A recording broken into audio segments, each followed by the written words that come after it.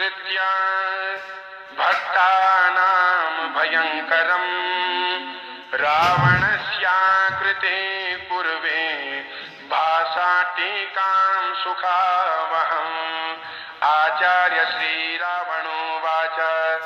जटाटवीकलज्जलप्रवाहपामितस्थले कलेवलं व्यलम्बितां भुजङ्गतुण्डमालिकां डमड्डमड्डमड्डमन्निनादमड्डमर्वयं चकार चण्डताण्डवं तनोतु न शिवः शिवं।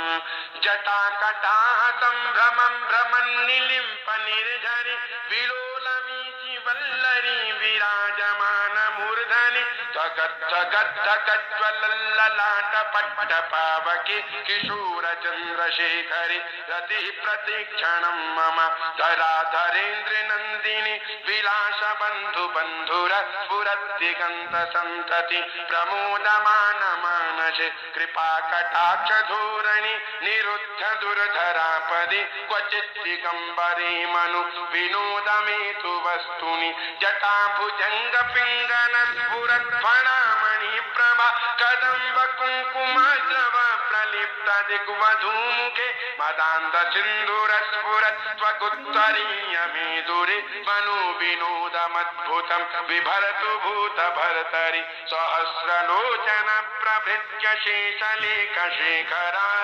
प्रसूनिधूलिधूरणि विधूसराङ्घ्रिपीठभु भुजङ्गराजमालगा निपत्तजाटजूटकः श्रियै चिराय जायतां चकोरबन्धुशेखर ललाटचत्वरज्वल